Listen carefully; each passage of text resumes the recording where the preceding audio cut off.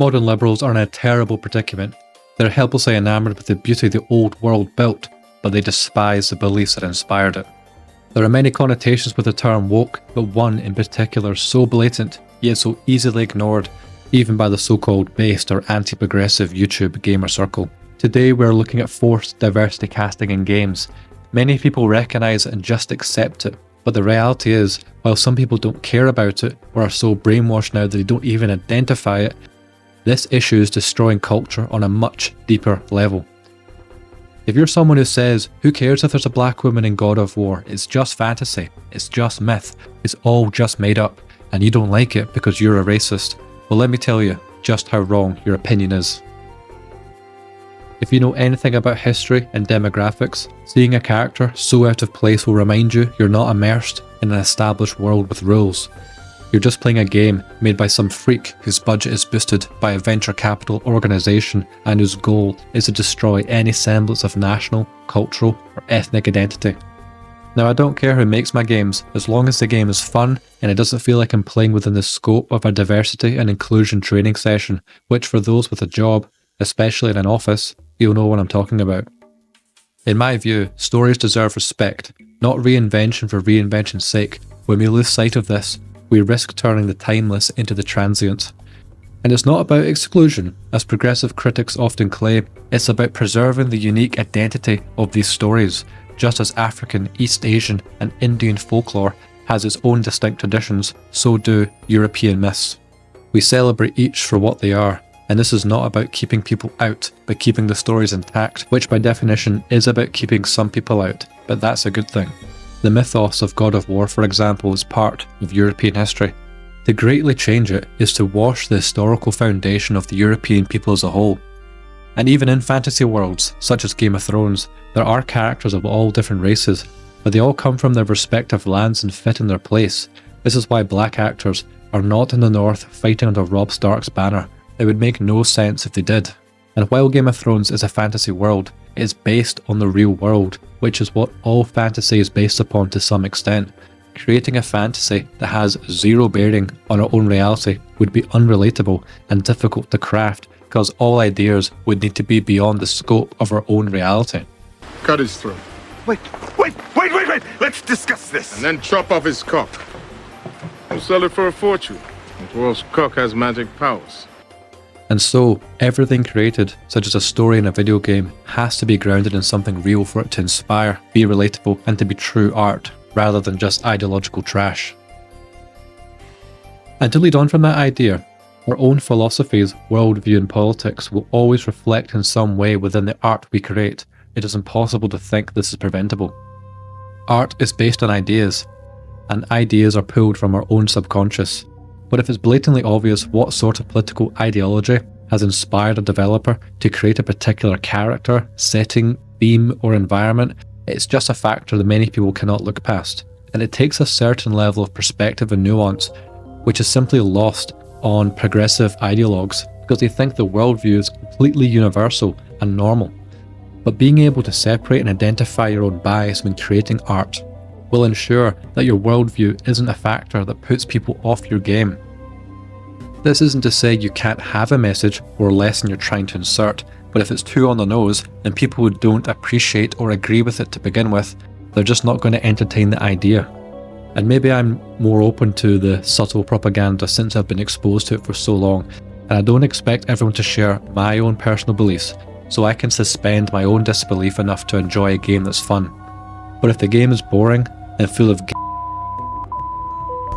Bleep that out, please. I said people. Then I'm not going to play it. And if I do, I'll probably just make a video about it, complaining about it. And maybe that'll stop the next AAA slop coming out. Let's shift to a new thought. Now let's look at fighting games. They're not supposed to be realistic, where you can combo people in the air and split them in half with your hat. But is my immersion broken when a schoolgirl beats up a bear? No, it isn't. But when a game is set in a historical or mythological setting, these settings have their own expectations. And when these expectations are subverted for the promotion of politically motivated reasons, I just can't bring myself to look past it. It's the same with films. If the cast is overly diverse, when the setting of the film does not demand it, and the only demand is to push a message, then I'm just not going to watch it. And in the end, it's not about denying diversity, but it's about celebrating authenticity. If we truly value the stories of the past, we must resist the urge to rewrite them to fit the present. And why must we alter what is already so richly defined? There is supreme value in respecting the integrity of a myth. If someone desires to create their own story, their own fantasy, then forge something new entirely. Something that isn't burdened by the constraints of existing lore and history. And if it is all made up anyways, then make something else up. Don't recreate and steal which already exists within my culture. The misrepresentation of racial characteristics is more than just a token gesture towards a progressive liberal worldview. It's an attack on our cultural foundations as a whole. These foundations are essential to our heritage, ethnicity, and our identity. To superimpose a false vision of history and mythology, which are essentially the same thing on a longer time frame, this is to deconstruct the past. With the past deconstructed, the present has no foundation. Those with malicious intent can then mold the future into anything they see fit. What maintains culture and civilizations as a whole is strong traditions. Traditions should be maintained to their highest and purest forms for as long as possible, otherwise everything fades into a relativistic mist, where up can be down, left becomes right, and there's nothing that is regarded as absolute. And so I'm not going to play the God of War Wakanda edition, because it's an insult to my European culture. I'm not going to play the Assassin's Creed Ghetto Blade, because it reinvents a real story to tell a ridiculously fake narrative. And I'm okay with embellishing a story for narrative purposes, especially in gaming, but this is just laughable. As a quick aside on the new Assassin's Creed, Nobunaga, totally enamoured by seeing a black person for the first time, he requests the Dutch, or the Portuguese I think, to hand them over as part of a deal that's being brokered. And Yasuke is essentially used to carry tools. And it was mentioned that he was dressed up in samurai armour for fun and spoke almost no Japanese. Any information about his life is simply non-existent, so the story that will be told in this Assassin's Creed if you play it, which you shouldn't, pay close attention to the story that's being told, because you're being fed a message, because it's not a true story. And developers and directors will use the expression based on a true story, but that just means in this example that there is a record of a black person in Japan in the 16th century.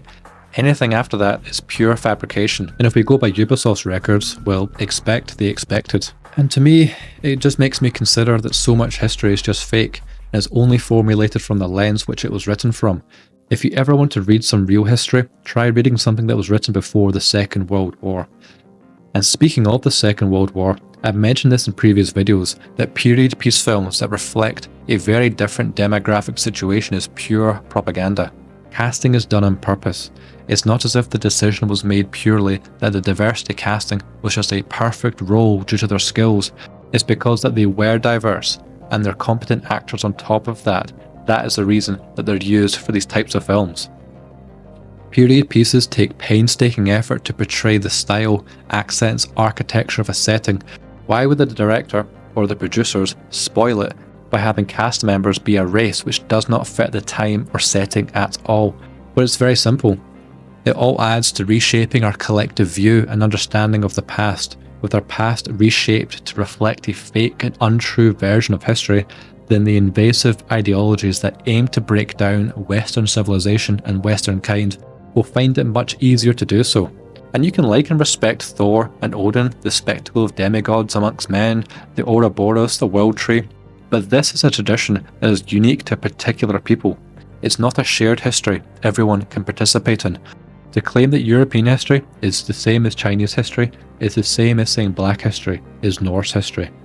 And while I focus on only a handful of examples, they should all be used to focus a clear case study to prove my point. So with this in mind, you can apply what I've said to other games and films in the future. Because if it continues, and people don't notice it, or worse, choose to ignore it, then the cultural foundations which transcend our civilizations for thousands of years will be reduced to nothing more than a fashionable idea that can be manipulated by those who are in control.